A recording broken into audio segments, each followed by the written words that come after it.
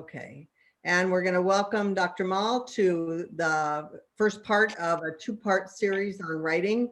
And if this doesn't help you write your chapters, nothing will.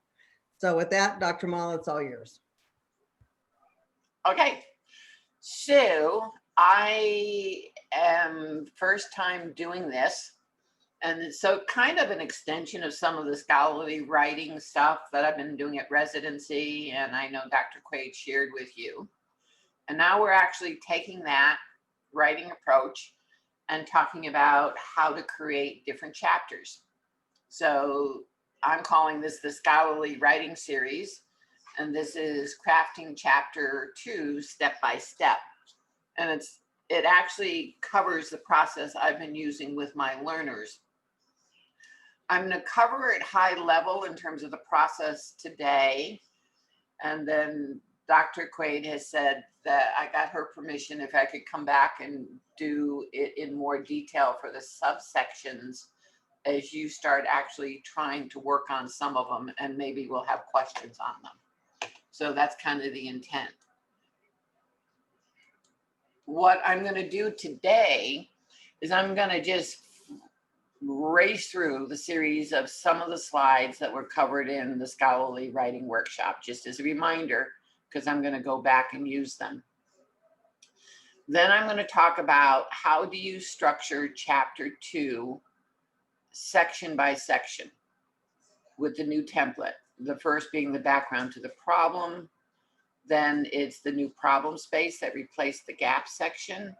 Then we'll talk about the review of literature, and then we talk about doing the introduction to that chapter last. Okay. So just a reminder, scholarly writing is what you see empirical articles. It's based on the jargon of your field, and it is argumentative writing. You are presenting your arguments, generally in topic sentences. And then the paragraph you're presenting the point you'll make or the major argument you'll make or prove.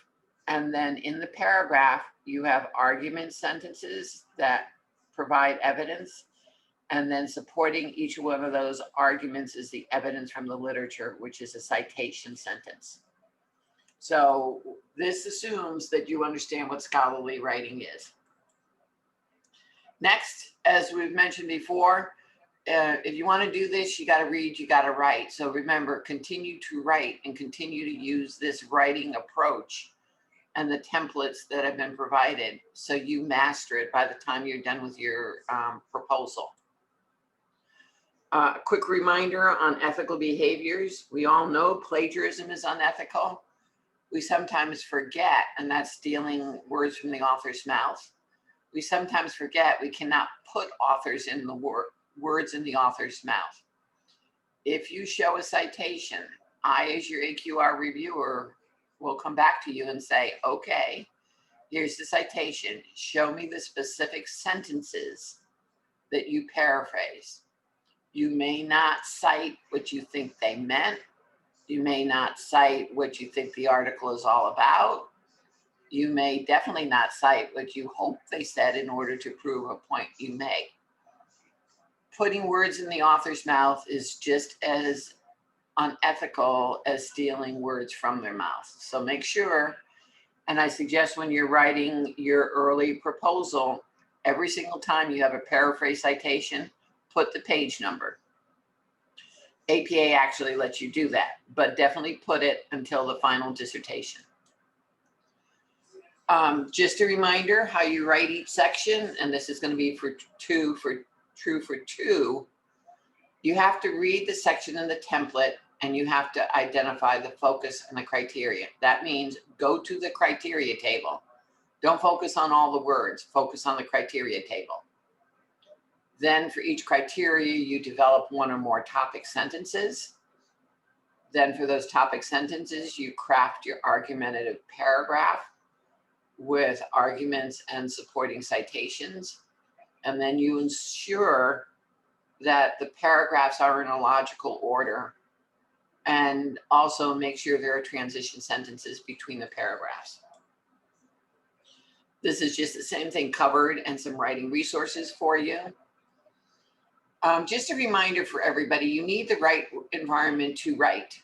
So that means find some space away from distractions, or like me, I would prefer to be in Starbucks with lots of them. Can't do that right now. Make it comfortable for long periods of time, whatever that takes. Create the right mood. For me, I don't like bright light. I like it dull, and I do like background noise. I grew up with the TV on all the time, so I like my TV on. I find items to motivate me. I have a 45-year-old quote kind of doll that my dissertation chair gave me, Lawrence Kohlberg, when I did a study on moral and ethical reasoning. And his goal was to get us so mad at him in every meeting that he gave us all these dolls that look just like him with his bow tie. And you shake the neck and he makes strange sounds. So I find that a fun, motivating toy. Make sure you have the foods and the toys to entertain you and to keep you motivated. All the materials. If you have to go into separate rooms or move your stuff, a number of my learners put it in a series of crates or totes, and then they can just move it on a dolly or something and they can set up pretty quickly. And then make sure you have all the articles you need. Some people put them on the computer originally. Very few people can actually use all the articles on a computer to write it.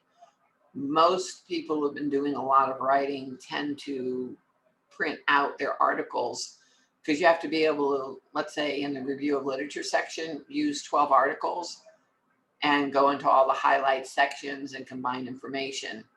That can be hard, even for me who has two really big TV screens as my monitors, so I can have 6 pages up at a time. Just a reminder, here's how we're going to be using this tool to look at developing the background to the problem section. And when we talked about methodology in the writing workshop, we said you take your paragraphs and one by one, you use this structure. You identify the criteria it's addressing from the criteria table, or you may modify it a little. You develop your topic sentence that clearly points out the point you're going to prove, which in this case, optimum methodology was quant. Then you find citations that really support you, but you have to write arguments where it says 3 that makes it specific to your study. You can't just list citation after citation. So here it says the focus of the study was to examine if there's a relationship between the variables specific to the study, emotional intelligence and job engagement. And the citation is support. Quantitative methods can be used to define the relationship between variables, which was the focus of the present study. Please note where that citation is placed. It was not at the end of the sentence, because if it was at the end of the sentence, Mertens never said, which was the focus of the present study, so you're putting words in his mouth. It's shown after what he said. You do not want to have to go in and rewrite all your paraphrase statements throughout all of 3 chapters. So it's really important to make sure you're paraphrasing it correctly and the citation is where it belongs. And then of course you develop a transition sentence that moves you from the thought in this paragraph to the thought in the next. Here the thought was quantitative is the best approach based on methodology literature. The next paragraph asks you to talk about justifying it from empirical articles. So to get the reader to move from point 1 to paragraph 1 to 2, while qualitative methodology is ideal for methodology articles, it is also the best alternative from similar empirical studies. And then you go to the next paragraph and the next paragraph, and you're done with your methodology section. Just a reminder of the principles from the writing workshop. Write it right the first time. We're going to relook that. Make sure you synthesize, and we're going to look at how you do that, because synthesis is a big portion of chapter 2. It's not a big portion of chapter 3. Then we'll talk about the trying to keep your section short. I tell my learners that they can't get anything more than a B on an assignment if their sections go more than generally I say 1 paragraph over the recommended length. Less is more. More is not a good thing. Keep it concise. And then make sure you're editing at the end. Here we're going to talk about a scholarly writing activity that you could do this week. And I'm going to be covering actually how you structure the background to the problem section, and then show you an example of how you create the first paragraph. So just a reminder of what the background to the problem section is. It's part of the first section says introduction and background to the problem. I suggest making 2 subsections. One is introduction, which is about the sections that are in there and how the literature was reviewed. And then the second section is background to the problem, totally different topic. It's where you basically begin to identify the problem statement or broad area of research. By the time you've written it, you know what your problem statement is because you did it in your 10 points. So now you're going to look at how the literature evolved in regards to that problem statement. And I tell people, when did you first see any articles on it? Go find those early articles that are relevant to your study. And these are not studies that studied your problem statement. They're studies relevant to your problem statement. They're the studies that came before it. So when we recently did an article on how Zoom is used for coaching for doctoral studies, the research or articles in that area first began not with Zoom, not with doctoral students, but how videos were first used to teach content. And then it evolved to the use of interactive technologies on the internet, then other things happen, and you'll see, we'll show you some of those steps. So you need to think about, how did relevant research first begin? If your problem is a problem that's the focus of a lot of research, then you can keep it more focused. But many learners come to me and say, I don't see any literature on my problem statement. Yeah, well, if there was a lot of literature on your problem statement, you probably wouldn't need to do that research because then it's already known. So it's literature related to your problem statement and that actually over time contributed to creating your problem statement or did research on various aspects of it. So you begin by identifying when the research first began on it. So maybe the research on using videos started in the 1970s. And you want to identify the big periods of time, like maybe 1970 to 1980 or 1970 to 1985. Usually these periods are anywhere from 5 to 20 years. For those periods, you identify the research focus. What was the focus of those studies? So the first studies focused on the use of hard videos to cover content. Then think about your literature from where it began to where it is now. What were those major big jumps in terms of what they looked at and what they were studying? And I'll show you an example in a minute.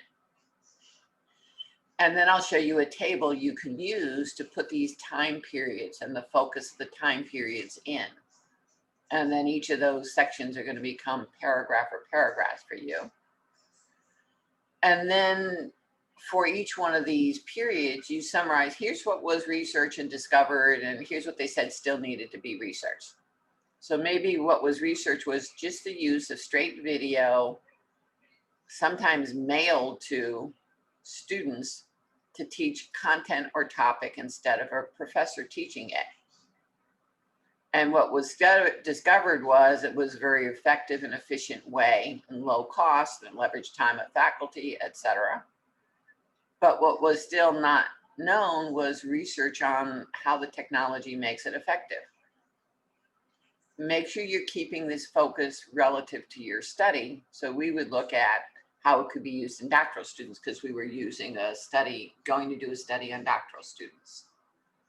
So here's how you can actually compile that data and make it easier to write that section, because just sitting down and writing the section generally ends up with two things. The literature is not in the order in which it was done, and you really didn't look at the major things and how they evolved to create your study. So I've created this time table. You really want to look at time periods, which are usually 5 to 10 years for each period or era as your research was evolving. Then you want to talk about the focus of the research for that era, and I'll talk about those in a minute. Then you would use the example studies, the title and author, because you're going to have to use those for citations and examples, so at least put them down there. Then you identify kind of high level what was researched and discovered during that period of time. And then what did they say needed to be done in future research? Hopefully it leads to the next era. So if you looked at the errors that we had behind the use of Zoom for coaching doctoral learners, it first began with the use of video for teaching courses and lectures to doctoral students. Hard videos sent out or whatever. Over time, as the internet reduced the bandwidth needed on people's devices, it could be offered via the internet, and individuals could look at videos based on the internet. And there could even be discussions with threaded emails or whatever. So it changed in that it wasn't just the content, there could be some back and forth threaded discussions about what it meant. Pretty soon, and it was probably really around 2010 before this became common, was the emergence of video integrated applications like Zoom and some of its predecessors, where the video was now beginning to be used for meetings, could still be used for communicating and educating. But what was different is people could have conversations over the video. Other things happened, such as the idea that coaching was critical for developing doctoral students. And there were some articles on different ways that coaching could be done, which could also be done via the technology. And then finally found other research emerging that was relevant to doctoral students, including the importance of coaching in doctoral students.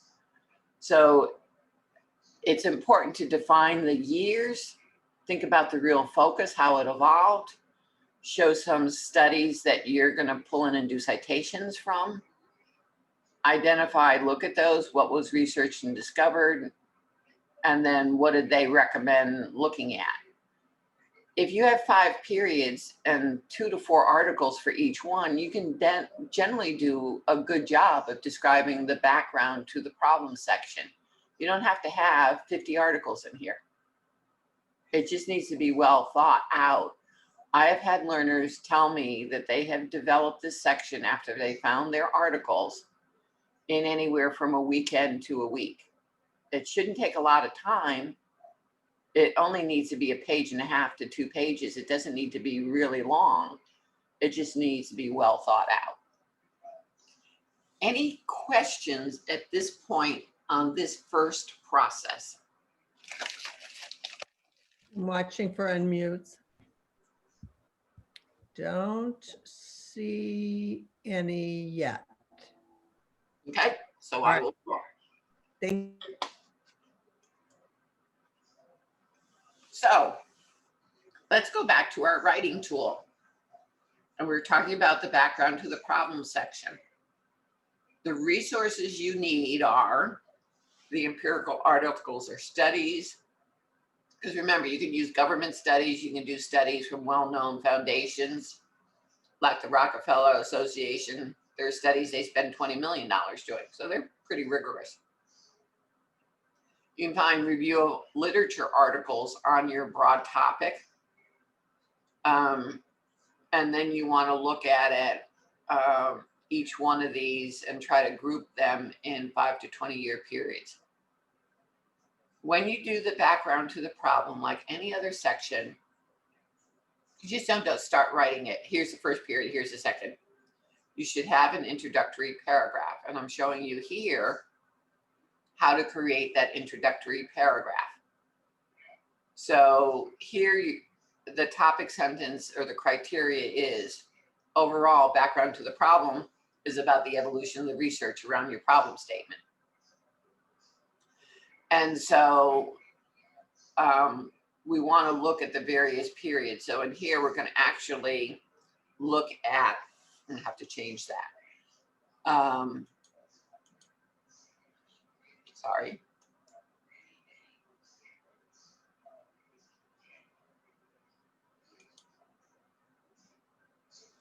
I'll change this, but that will actually say the periods, the periods of time, what was known and what needs to be known.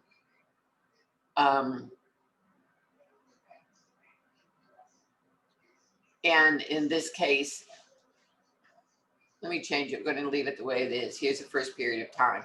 Initial research focused on using videos for faculty to communicate content as early as 19X.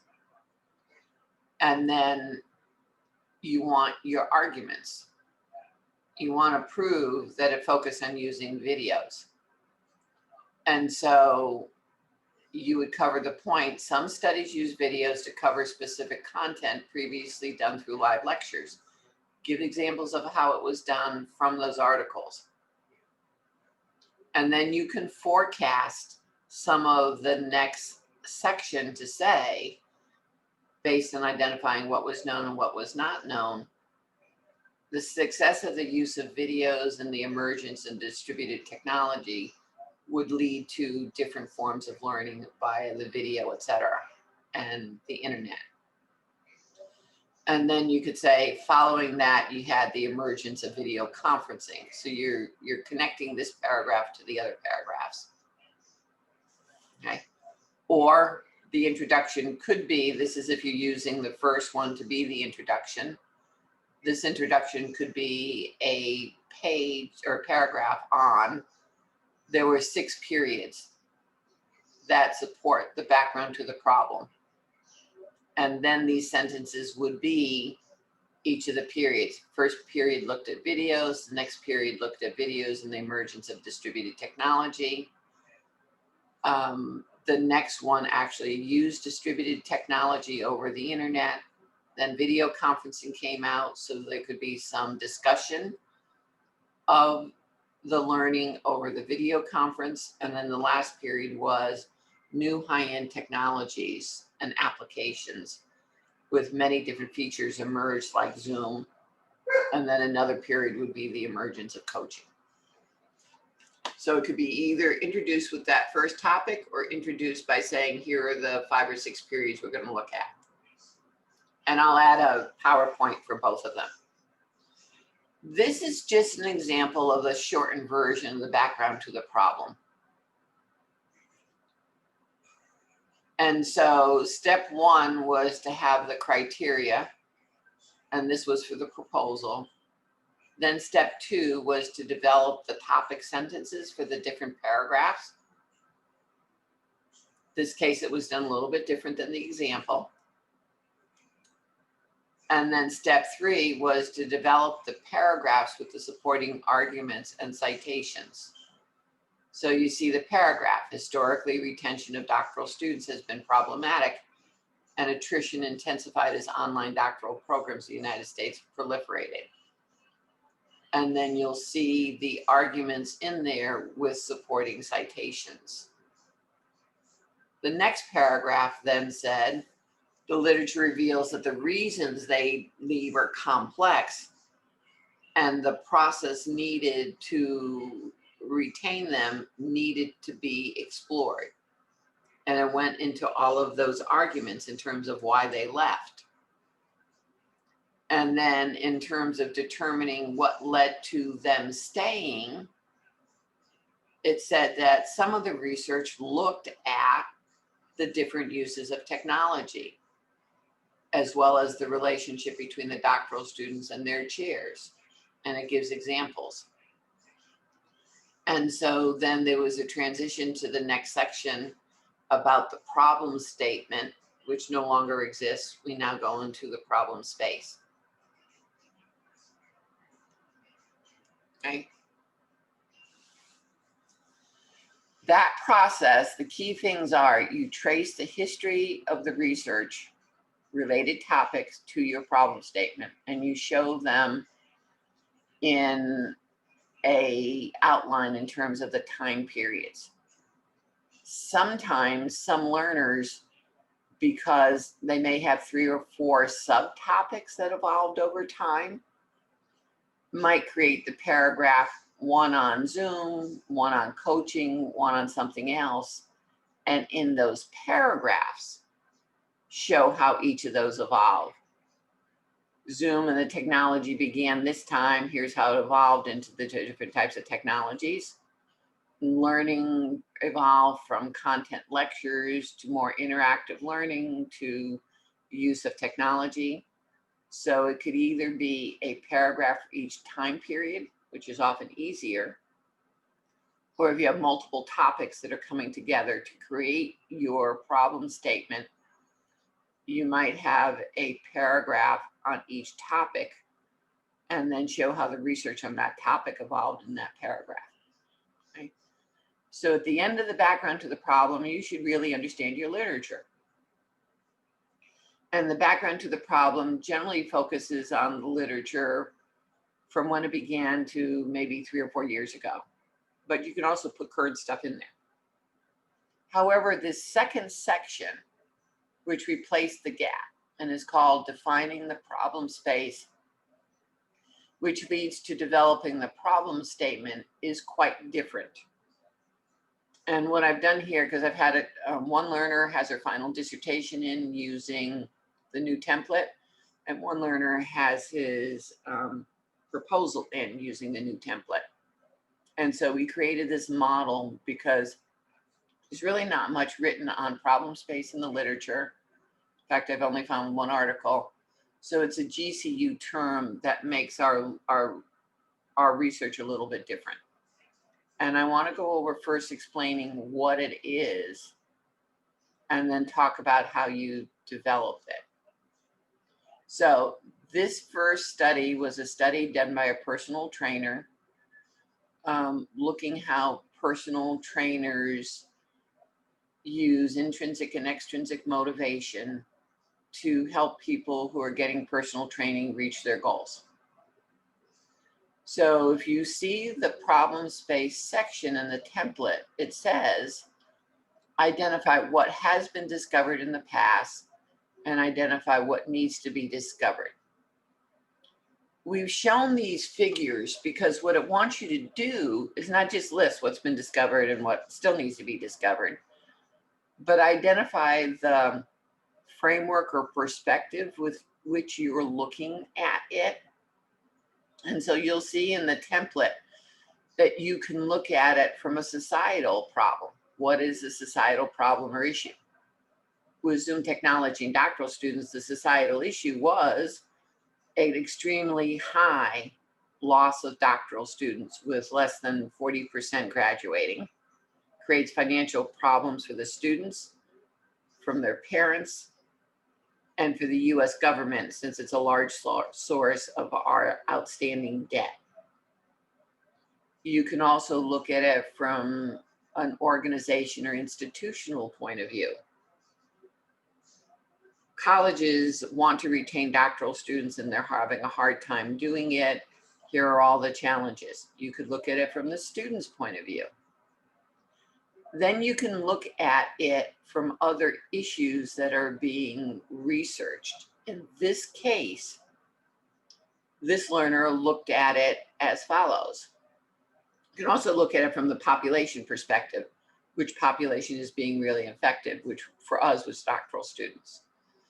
Here, the societal issue, in terms of what has been discovered, is obesity as a societal issue. We all know that obesity is increasing. It presents problems. It reduces lifespan. It increases costs to people, to the medical field, and to our country. Another perspective of which to look at the problem space is looking at a particular target population. And in his case, he wanted to look at millennials.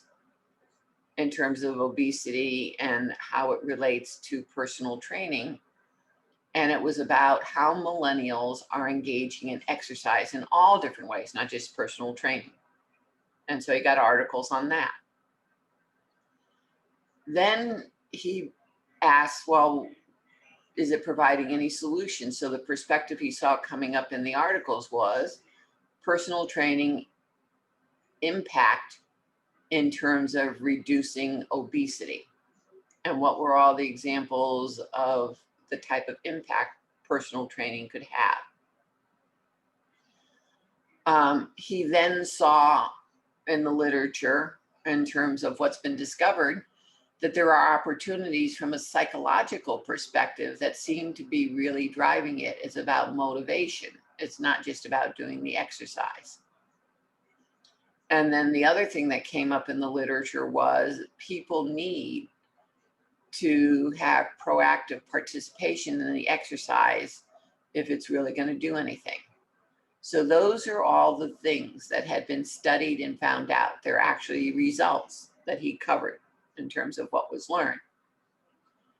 But then looking at those same lenses, he asked the question, well, what still needs to be known? Okay, so from the societal issue, you'll see what still needs to be known is what are the major factors that lead to obesity at the societal level? In terms of millennials engaging in exercise, what still needed to be known was, we know they engage in it, but what drives them? What motivates them to get engaged? Then in terms of the personal training impacting the solution, you wanted to know, research said there's a need to know how effective has the personal training been in actually addressing obesity, reducing weight, reducing body fat. In terms of the proactive participation in exercise, what still needed to be known is what motivates exercises to be more proactive. And in terms of need to look at it from a psychological perspective, one of the things that was identified that still needs to be understood is how can psychology help address this problem? And in his case, he looked at it specifically for motivation. So you go and you look at the literature. This is the literature from the past 3 or 4 years, not from 10 years. The problem space is the old gap. It's what is the current literature, and we say now at the proposal stage, 3 years, because that literature is going to be 5 years old or 4 years old when you do your final dissertation. Go through it. Think of the big areas of what has been discovered about your population, about the societal issue, from a theoretical point of view, from the phenomenon you're studying, like the proactive participation and personal training. Think about those and whatever other frames are there, because this can also be driven, what are the needs of the business of personal training and gyms? What might be the needs or perspective of personal trainers? So you can look at it from society, the organizations involved in it, the population involved in it, the theoretical foundation, the various aspects of the phenomenon you're studying, and looking into the population in. You find out what was known from these articles in the past 3 years, and then you look at to see what still needs to be known. What are they recommending? Or what were limitations? What were weaknesses and flaws? What are outstanding questions? The overlap of these ends up creating your problem space. Here's what we still need to go research. And now you play that creative exercise, and we're going to try to use a software next week to show how you might do that.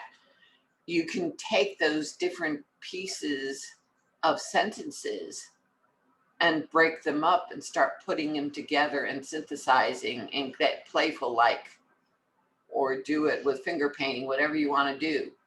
But you want to take those and start saying, well, how might we look at leading to obesity? How might we look at millennials? How might we look at their exercising? How might we look at the words motivation? How might we look at the things that have been effective to address obesity? You take all of those and you play with them, which is play and synthesis, not analysis, and you synthesize it. So these are the sections that kind of remained, which it was, we're going to look at it in terms of the application of this self-determination theory, which is about intrinsic and extrinsic motivation, to performance psychology, his degree. We're going to look at it in terms of the societal issues of risk to obesity. We're going to look at it from the effectiveness of personal training. We're going to look at it from the perspective of the millennials and their respective trends and perspectives of the issues. We're going to look at it from the relationship of obesity to performance psychology. And we're going to look at it from the point of view of motivational factors, and then how the self-determination theory applies to personal training. Playing with all of that, came up with a nice simple problem statement. It is not known how millennials, the population we're looking at, describing self-determination, basically intrinsic and extrinsic motivation, as a contributor to realizing their current personal training goals. Because rather than say reducing obesity, we wanted to make it more general and talk about their goals. But when we're actually measuring the goals as part of this study, we're measuring weight loss and we're measuring attainment of reduction in body fat. So it led to this synthesized problem statement by saying, let's frame what we're studying. And see, each one of these can be thought of as a lens or a view into your problem statement. First, you need to know what's been studied from all these different perspectives. Then you need to know what still needs to be studied. And then you play with it, mash it together, mush it together, play with stickies until you can create your problem statement. Questions on this process? We have one question. We've been getting little chats all the way through. So let's see. But I'm sorry, I looked at it. Everyone is really liking the organization of this, so yay. Where did that one question go? Can you combine different aspects of all studies and bring them together to create a problem statement? Well, that's kind of what you're doing here. Exactly. But you first have to break it out. You can't just randomly say, combine all this and put them together, because you get mishmash soup. You have to break it up into the components, because what are the factors that are being researched? You have to be able to say, in your historical thing, here are all the things that were looked at. Some of those end up coming over here, and you look at it from the recent research. So you look at the societal issue from the recent research. You look at the study on personal training from the recent research. But it's all driven by the structure of your current research. So you have to go through the process, or the end product will be mishmash, and you'll get feedback and say, would you please go structure this in a logical fashion based on the logical structure of the literature and how it evolved over time. But I will say, if you do a discipline, I've now had a person redo, which was a horrible chapter 2, couldn't be used at all. They redid that chapter in 4 weeks, all 34 pages, and had to change it to the new template. I have now had 3 learners this year graduate in under 12 months all using this type of structured process for chapter 2 and chapter 3. 2 of them use a new template. The other one used the old template. If you use structure and process, you will graduate quickly. If you don't use structure and process, be my guest and rewrite it 5 times. Because that's what happens. That's why some people have worked on their proposal for 5 years and don't have a completed proposal. And we have a lot of those students in 975 that do not have a completed proposal yet. I got 4 of those learners this year.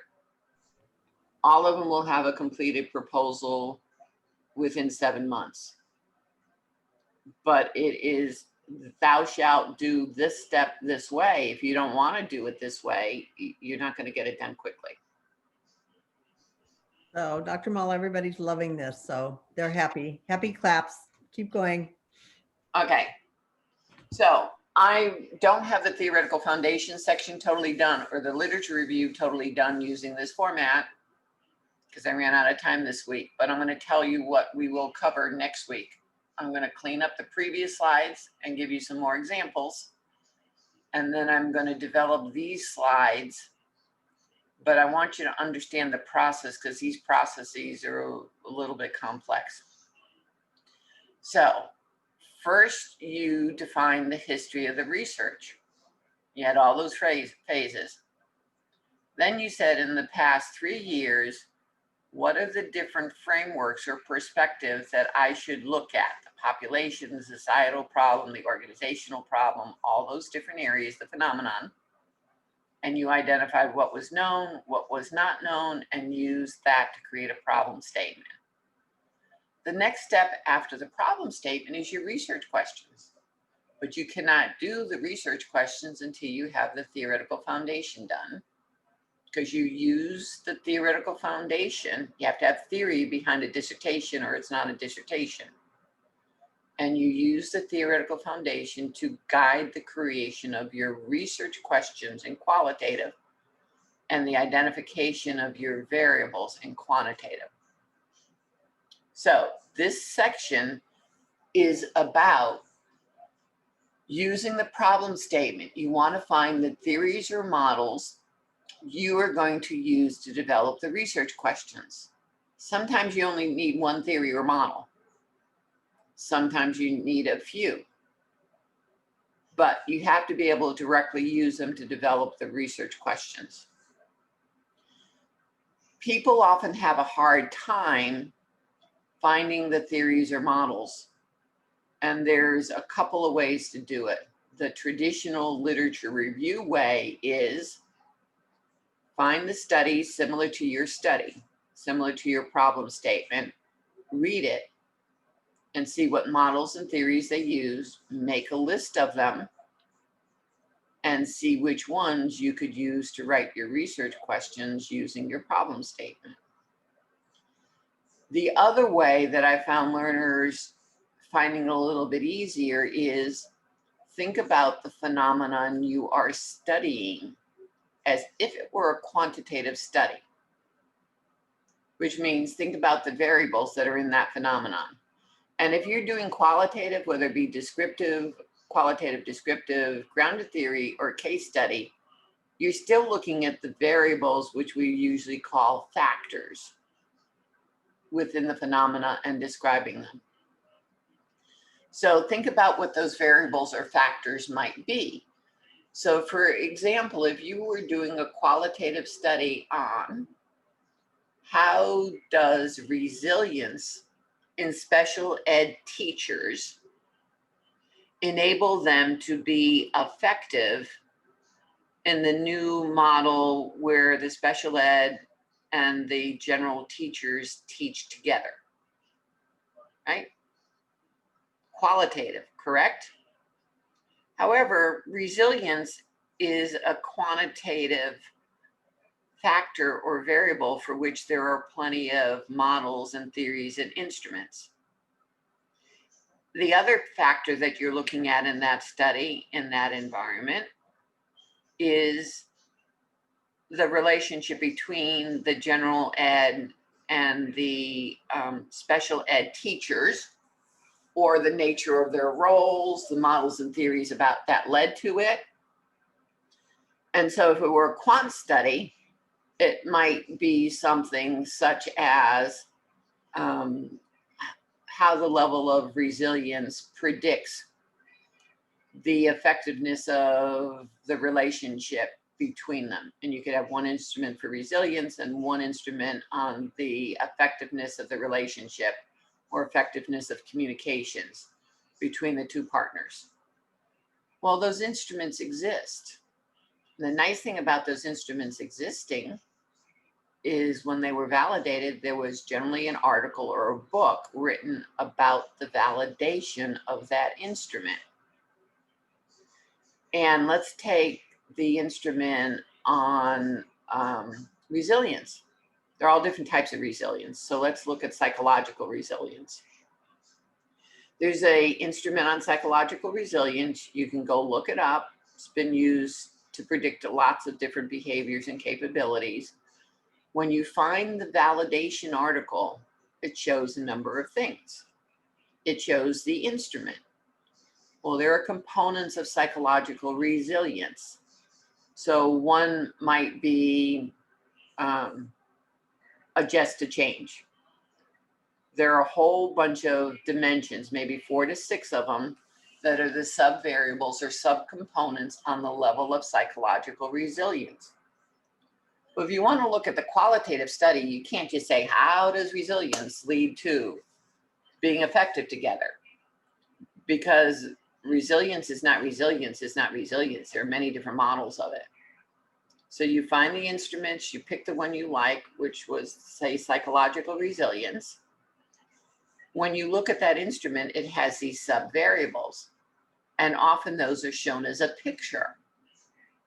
A model is merely a picture of a theory or an instrument or something. So you can go in and you can say the components of psychological resilience are A, B, C, D, and E, and you can show that model and you can describe it.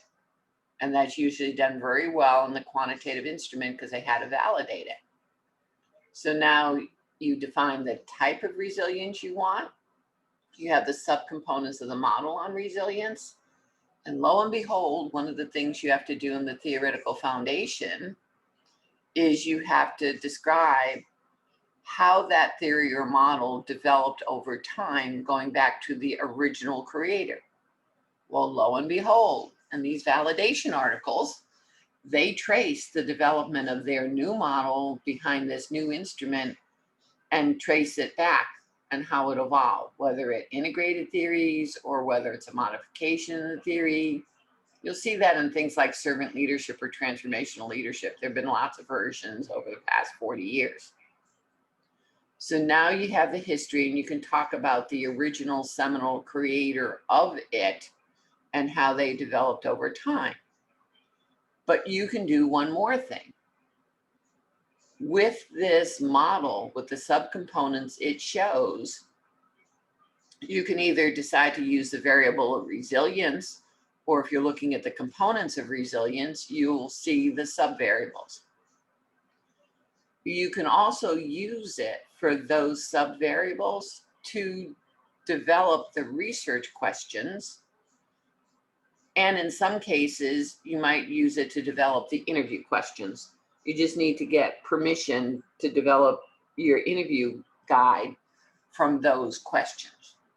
So just finding this one article, because you decided you know what the factor is, gave you all this information to write up your theoretical foundation on resilience. And then you could find a few supporting articles, but it gives you basically everything you need. Then if you need a theory behind the new structure in the classroom for special ed between the general ed teacher and the special ed teacher, go find the articles that are either describing the nature of the model or maybe describing effectiveness of it or describing the communication between the two factors. Find some studies on this new model of education for special ed and see what they say the theories are behind it. And if there's an instrument, go do what I did. Go find the instrument, trace it back. If not, you'll have to use some of those concept articles and see what models and theories they used and break it down and pull those. Okay? That's the theoretical foundation. Let me stop and ask any questions on putting together the theoretical foundation. And normally you only need 2 to 3 pages for this section. 4 to 6 in my classes would probably earn you a B. Because when learners start making it long, they usually make it long because they haven't taken the time to structure it, and there's not a logical flow, and it's not clear. And length will not fix lack of clarity. So I'm looking for unmutes, Dr. Maul, just to see if there are any questions about this section. Come on, y'all. I bet you got a question about this.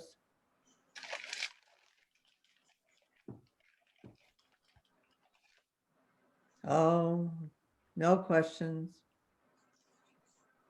No questions. Okay. No questions. I guess we're ready to keep going. So I'm going to go to the last section, which is the review of literature section, which is the 30-page, approximately 30-page section. This is the section where a couple of things happen. You have to demonstrate you are the world thought leader in your topic.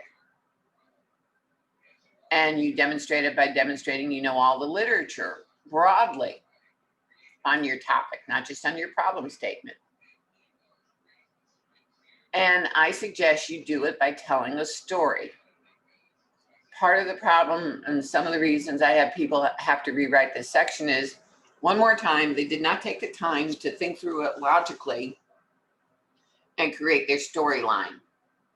And so you got topic after topic, one's not related to each other, and they don't take the time to synthesize it and say how it leads to their study or supports their study.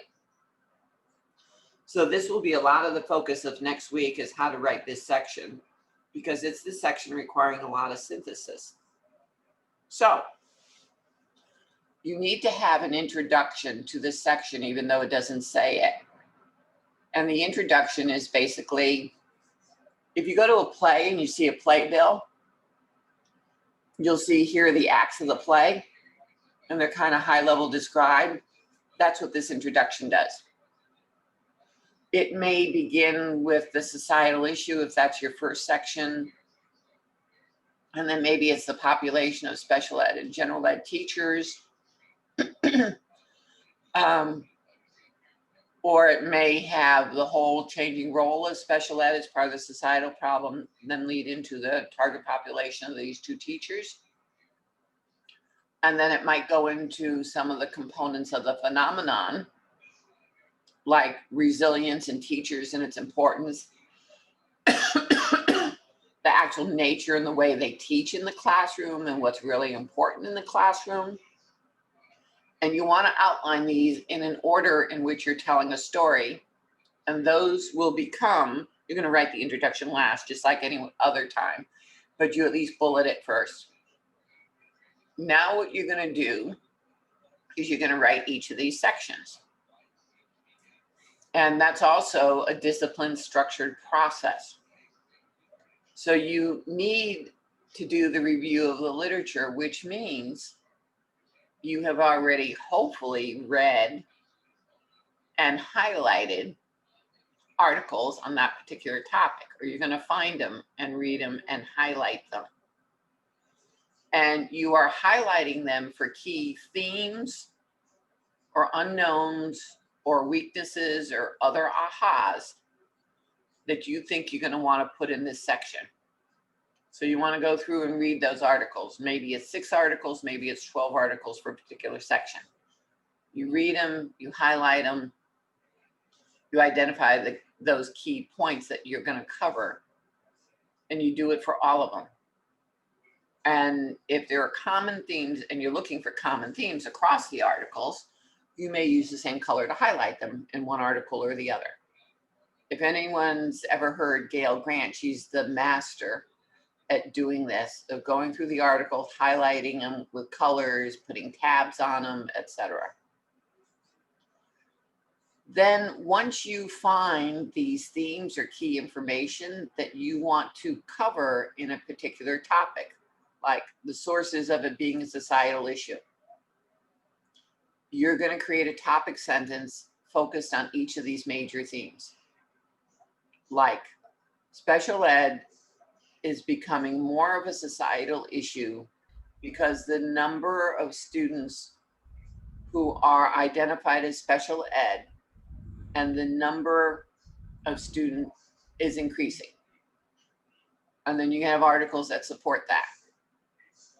Then another societal problem may be the number of individuals with special conditions such as autism is expected to increase from 3% of the population to 7% of the population over the next 10 years.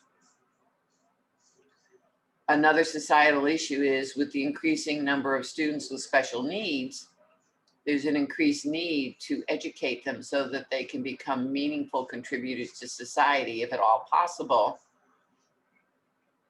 and even leverage some of their special needs. Like autism can be leveraged, particularly at higher levels of functioning autism, because they're really good at technology and some other things. So you create the set of topic sentences for these themes. Then you, after you do the topic sentence and you create the paragraph,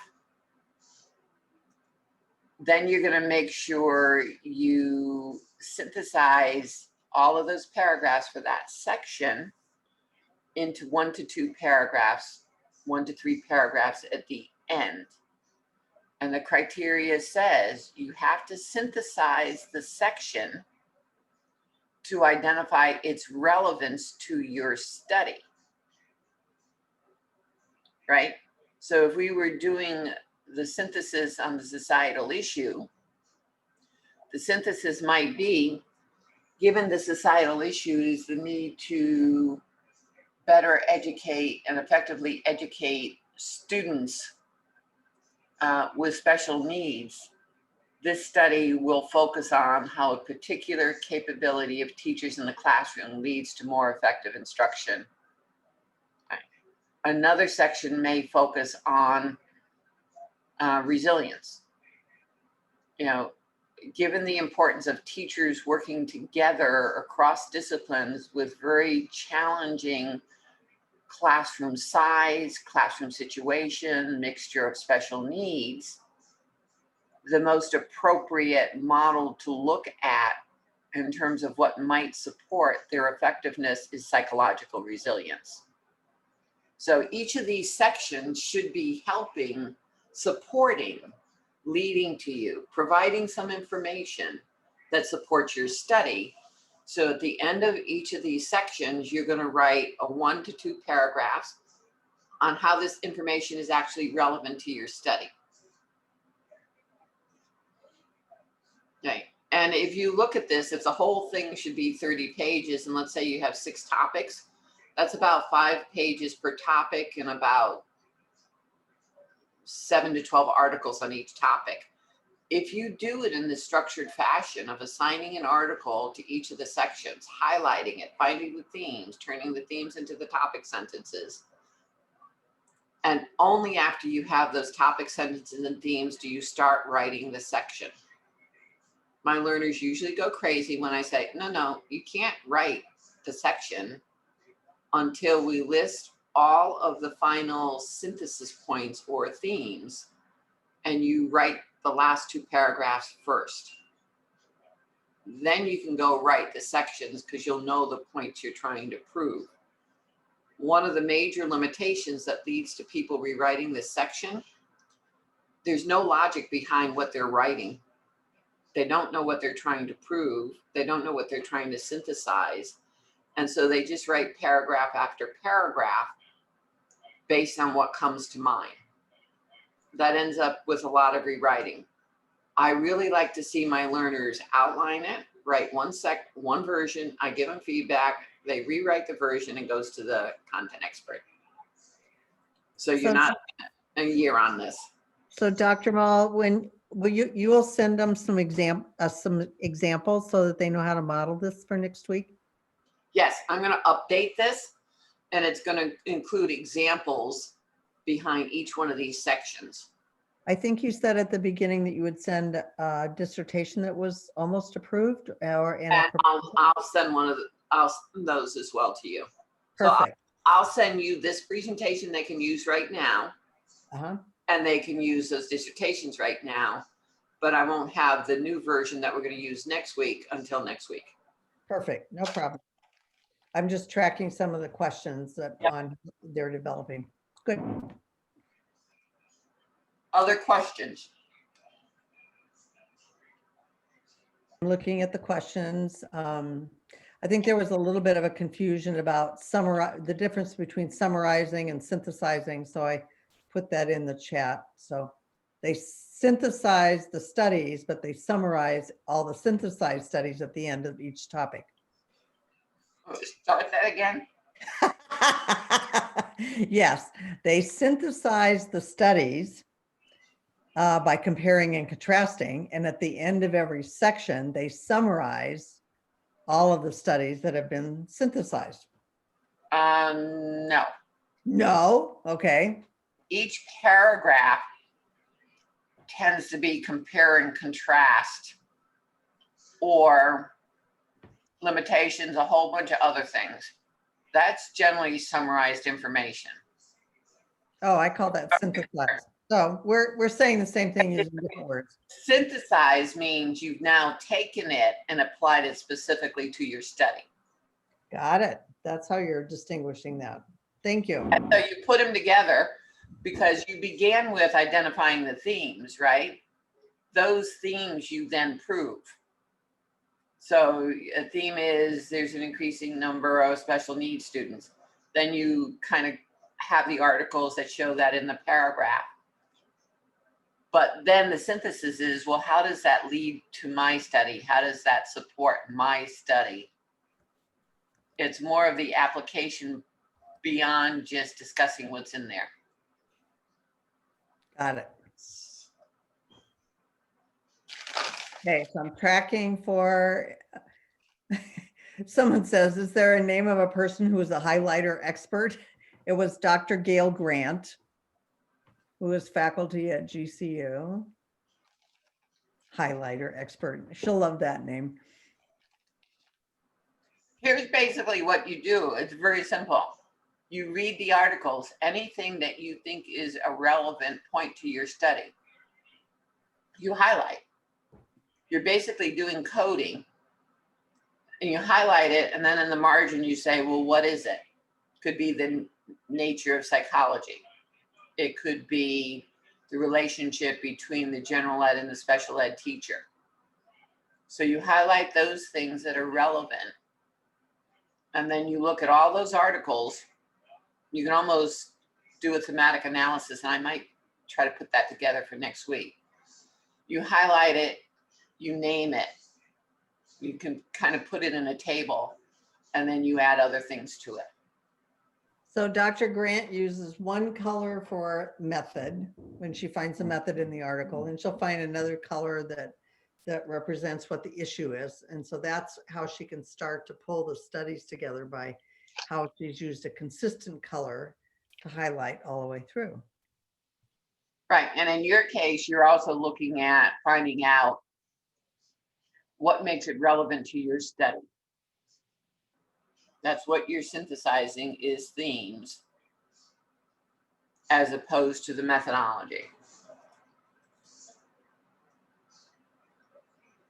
Unless you were doing the methodology section and justifying the methodology, then you would want the methodology highlighted. So I'm going to watch for any unmuted. I know we've got some little chats going on. We had a little confusion. I think I threw a wrench in there about synthesized. So Dr. Maul, if you could repeat again how you like to see synthesize. For me, synthesize is the end product. It's where you put everything together to create something new. So when I look at information and you're writing it up, the first basic level is describe. You describe what a study did, what it found, what it didn't find, what it recommends, however you're describing the study. That's the description. Second step is analysis. So first you describe, then you analyze. Analysis is like comparing and contrasting, ordering, identifying differences between things, identifying similarities. When you now take that information and apply it and innovate, for me, that's the synthesis. I take the information and I'm now applying it and synthesizing it to make it relevant for my study. I go beyond describing, I go beyond the comparison and contrast, and now I apply it to my own work in an innovative way. That was perfect. Thank you. I'll add that slide to this presentation. Thank you for raising and creating another new model, Christine. Yes, well, sometimes it just takes us, you know, we all have different languages for things. And so it really is helpful to repeat it a couple of times until we get it. So I'm seeing a couple of people saying, that was great. That was great. Thank you. Thank you. Also, everybody, you see how we went back and forth from each other, between each other and disagreeing, but we were looking for a solution? That's scholarly dialogue. And it's really fun with Dr. Maul to do scholarly dialogue. I was taught by the best, the father of cognitive reasoning, Lawrence Kohlberg. And he said, if it's not a heated, passionate argument, it's not scholarly dialogue. Yep. Yep. So this was amazingly awesome. I'm seeing lots of thank yous. So for next week, we will be on at the same time and Dr. Maul will cover what? Dr. Maul is going to show you the new revised presentation and we'll be adding more details for the problem space, the review of literature, the theoretical foundation, and we'll give you some example proposals and dissertations to use. And do you want them to do any homework? It would be great if they would either take the problem space section or the background to the problem section or both and just outline them, don't write them. Oh, that's up Kim's alley. She loves to outline. And then maybe if you send them to Dr. Quaid and Dr. Quaid picks one or two that he thinks would be great for you to show, for us to demonstrate the work that you did. Perfect. So they're due by next Wednesday.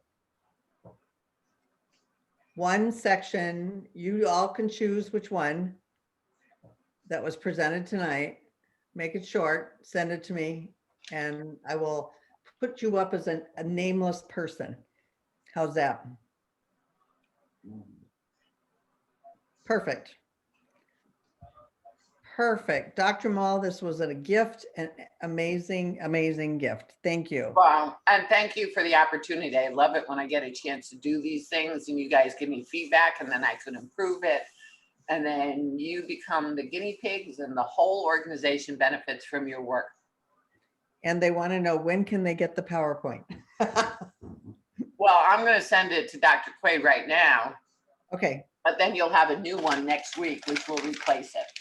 Perfect. Thank you. If there's any other feedback any of you have, you're welcome to send it to Dr. Quaid and to me directly, and I'll make sure I integrate it in the PowerPoint for next week. Perfect. And send it to my personal email at junemall@gmail.com. Perfect. All right. Thank you for your time today, everyone, and especially Dr. Maul. So we'll see you all next week, same time, same station. My pleasure. Thank you. Bye all. Everybody.